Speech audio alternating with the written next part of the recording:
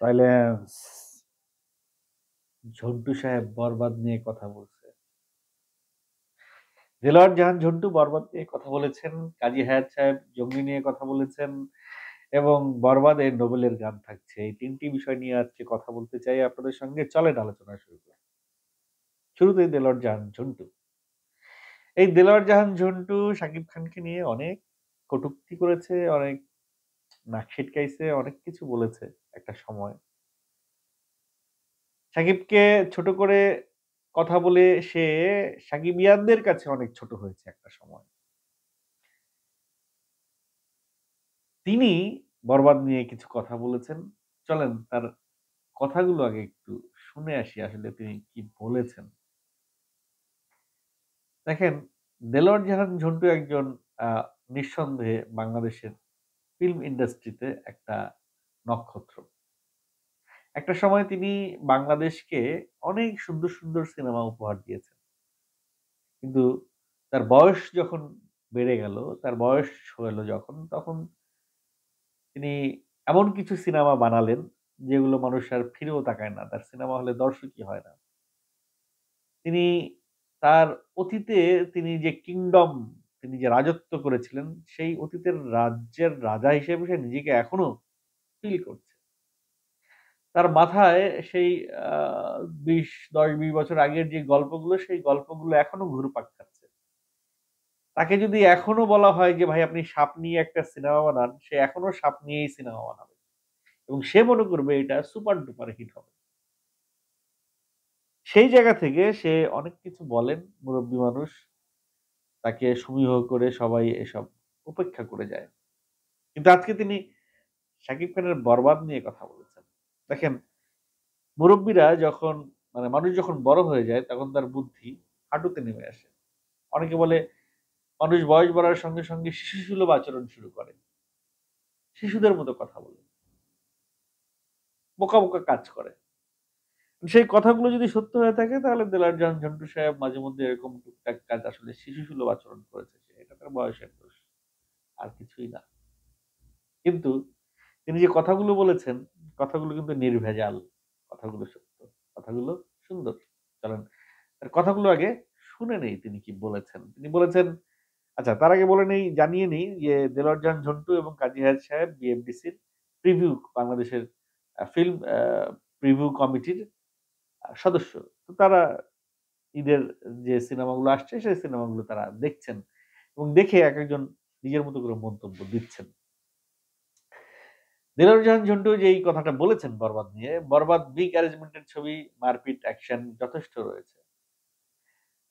সাকিব দেখে বুঝেছি সাকিব এই ছবির জন্য কষ্ট করেছে। সাকিব এখন আগের চেয়ে পরিণত দেখতে আরো সুন্দর হয়েছে। সে আগে থেকেই ভালো অভিনয় জানে। এটা বলার কোনো অপেক্ষা রাখে না। 'বরবাদ' অ্যাকশন ছবি। ঈদে দর্শক এটাই দেখবে। I repeat ঈদে দর্শক এটাই দেখবে। যদি এখানে ইকবাল সাহেবের কোনো ছবি থাকতো বা অনন্ত জলিলের ছবি থাকতো তাহলে কি তিনি এই কথাটা বলতেন? ঈদে দর্শক এটাই দেখবে। তাছাড়া এখন অ্যাকশন বা এই ধরনের ছবি মানুষ বেশি দেখছে। যাই হোক, তিনি সজ্ঞানে বলেন, আর অজ্ঞানে বলেন, আর শিশুসুলভভাবেই বলেন। কথা কিন্তু তিনি সত্যি বলেছেন। দেলোয়ার জাহান ঝন্টুর কাছে আসবো। তার আগে কাজী হায়াৎ সাহেবের মন্তব্যটা একটু পড়ে আসি। তারপরে ২ বন্ধুর কথা একবারেই বলব আপনাদের কাছে। কাজী হায়াৎ সাহেব রিসেন্টলি 'জংলি' নিয়ে একটা কমেন্ট করেছেন। 'জংলি' সিনেমা তিনি দেখেছেন। 'জংলি' নিয়ে তিনি একটা কমেন্ট করেছেন। সেখানে তার আগে বলে রাখি কাজী হায়াৎ সাহেব কিন্তু হিরো আলমের আ সিনেমায় কাজ করেছেন। হিরো আলমের সিনেমার প্রশংসা করেছেন। কারণ হিরো আলম একজন মানুষ, ভাই তার সিনেমার প্রশংসা একজন করতেই পারে। এটা কোন বিশেষ কিছু না। তাই বলে আ স্ট্যান্ডার্ড এর একটা বিষয় আছে না? স্ট্যান্ডার্ড আসলে কোত্থেকে আসে? স্ট্যান্ডার্ড আসলে আ কোন পরিমাপে, কিসের পরিমাপে সিনেমার স্ট্যান্ডার্ড ধরবেন আপনি? ধরেন সিনেমার অ্যাক্টরদের কাস্টিং, অভিনয়, কস্টিউম, সেট, ব্যাকগ্রাউন্ড, গল্প, গান, নির্মাণ অনেক কিছু আছে যেগুলো দিয়ে সিনেমার স্ট্যান্ডার্ড বোঝায়। তো সেই জায়গা থেকে আ সিনেমার স্ট্যান্ডার্ড যদি হিসাব করি, আ আমার মনে হয় না যে মানে কাজী হায়াৎ সাহেব ওই স্ট্যান্ডার্ডের সিনেমায় তার অভিনয় করা ঠিক হয়েছে। কারণ কাজী হায়াৎ সাহেব এমন একজন মানুষ, তিনি এত ভালো, ভালো সিনেমা একসময় অভিনয় দিয়েছেন। এত দুর্দান্ত, এত স্ট্যান্ডার্ড, এত কোয়ালিটিফুল সিনেমা তিনি অভিনয় করে উপহার দিয়েছেন। শেষ বয়সে এসে তিনি এরকম কিছু, কিছু কাজ করছেন যেগুলো হয়তো এরকম হয় যে এখন তাদেরকে কেউ মূল্যায়ন করছে না, ডাকছে না, শুনছে না, কথা বলছে না, অ্যা সম্মান দিচ্ছে না। যারা ডাকছে তারা, যারা শুনছে, যারা কথা বলছে কাছে ডেকে আদর করে সম্মান দিয়ে তাদেরকে সে সময় দিচ্ছে। তাদের কাছে সে যাচ্ছে। বিষয়টা এরকম হইতেই পারে বা টাকার প্রয়োজন ছিল হয়তো কাজী হায়াৎ সাহেবের।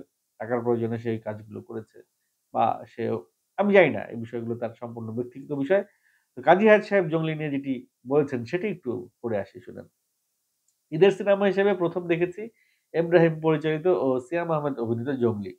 'জংলির' গল্পের লাইন-আপটা দুর্দান্ত লেগেছে আমার কাছে। সবচেয়ে বড় বিষয় হলো এই সিনেমার ভিন্ন এক সিয়ামকে আমরা দেখলাম। এখন সিয়ামকে এমন সিয়ামকে আমরা আগে দেখিনি। আরো যারা অভিনয় করেছেন তারাও ভালো করেছেন। গল্পটি পরিবার নিয়ে দেখার মতো ছবি।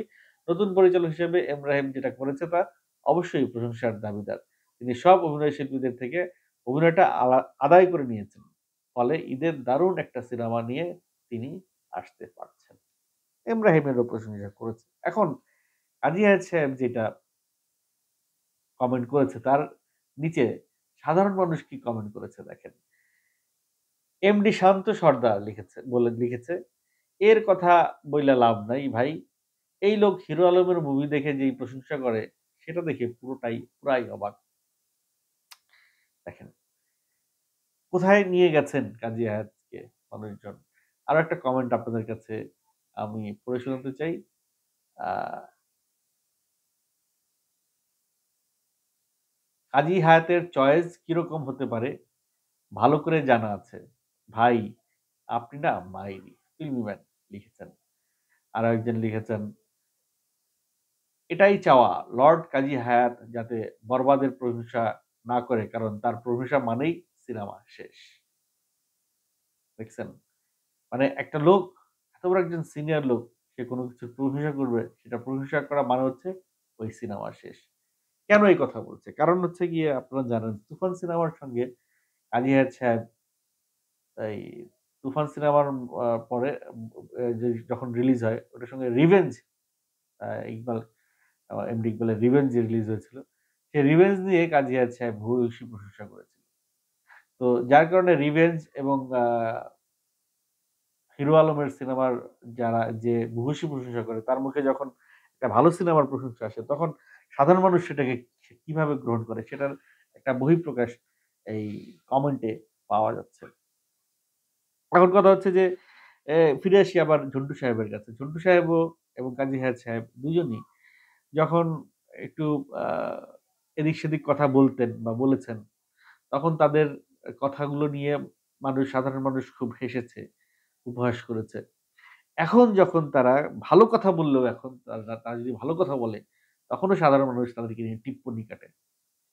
আ দেখেন, এসব আসলে বয়সের দোষ। এখন কোন দিকে যাবে তারা? কি করবে? তো যাই হোক, আ কাজী হায়াৎ সাহেবের বক্তব্য জঙ্গলি নিয়ে এবং ঝন্টু সাহেবের বক্তব্য বরবাদ দিয়ে আপনাদের কেমন লেগেছে সেটা আপনারা কমেন্টে জানিয়ে যাবেন। যাবার আগে ছোট্ট করে বলতে চাই যে বরবাদে নোবেলের একটা গান থাকছে। প্রিয়তমায় শমশের অলি ঈশ্বর গানটি লিখেছিলেন। তিনি বরবাদের জন্য একটি গান লিখেছেন 'মহামায়া'। সেই 'মহামায়া' গানটি নোবেল গাইবে। এখন কথা হচ্ছে নোবেল কিন্তু দরদের জন্য একটা গান গাইয়েছিলেন এবং সেখানে একটা তিনি ব্লান্ডার করছিলেন। সেই ব্লান্ডারটা কি? দরদের গানটা সে তার গাড়িতে দু আ বাজায়ে সেটা সে লিক করে দিয়েছিল, ভাইরাল করে দিয়েছিল। ভাইরাল করেও দরদের সেই গানটা খুব বেশি যে আহামরি রেসপন্স পাইছে তা কিন্তু না। খুব বেশি ইফেক্টিভ ভাইরাল সে করতে পারে নাই। তো যাই হোক, দরদে মোটামুটি ব্যর্থই বলা চলে নোবেলকে। সে তার ব্যক্তিগত জীবনেও ব্যর্থ। সে তার অ্যা গায়কী পেশাকে নেশার সাথে ব্লান্ডার করে ফেলছে। না ছাড়তে পারছে নেশা, না করতে পারছে পেশা। তো এখন এই নোবেলকে নিয়ে অ্যা আমার মনে হয় বরবাদের পরিচালক কি পাবে কোন দিশা? এই বিষয়ে আমি একটু কনফিউজড আছি। তারপরেও নোবেলের ভেতরে কিন্তু একটা কণ্ঠ আছে, একটা দরদি কণ্ঠ আছে। মানে যেই শিল্পী জীবনে অনেক কষ্ট বেশি পাইছে, সেই শিল্পীর ভেতরে যেই শিল্পীর ভেতরে আঘাত বেশি, সেই শিল্পী কিন্তু এই সমস্ত স্যাড গানগুলা অনেক দরদ দিয়ে গাইতে পারে। অনেক দরদ দিয়ে গাইতে পারে। সেই জায়গা থেকে নোবেল কতটা দরদ দিয়ে বরবাদের মহামায়াটা গাইছে বা গেয়েছে সেটা একটু এখন দেখার বিষয়। আমার কাছে তো কনফিউশন লাগছে দর্শক। আপনারা কি ভাবছেন সেটা একটু কমেন্টে জানিয়ে যাবেন। যাই হোক নোবেলের আ ফেরাটা যেন হয় বরবাদ দিয়েই। বরবাদ দিয়েই যেন নোবেলের ইউ-টার্ন টা হয়। নোবেলের ক্যারিয়ার একেবারেই তলানিতে। ওখান থেকে তার ফিরে দাঁড়াতে হবে, ঘুরে দাঁড়াতে হবে। সেই ঘুরে দাঁড়ানোটা যেন বরবাদের হাত ধরেই হয়। আমার মনে হয় মেহেদী হাসান হৃদয় নোবেলকে আরো একটি সুযোগ দিয়েছে। আরো একটি চান্স দিয়েছে। এই চান্স তার পরিপূর্ণভাবে কাজে লাগাতে হবে। এটাও যদি নোবেল কাজে লাগাইতে না পারে, তাহলে আসলে আর কিছুই করার নাই তার ভাগ্যে। আ এর চেয়ে আর ভালো জিনিস কবে আসবে তার জন্য তার অপেক্ষা করতে হবে। তো লেটস সি দরদের নোবেলের গানটা কিরকম হয়? সেই সঙ্গে ঝন্টু সাহেব এবং কাজী হায়াৎ সাহেবের দরদ জমনি নিয়ে মন্তব্য আপনাদের কাছে কেমন লেগেছে অবশ্যই কমেন্ট করে জানাবেন।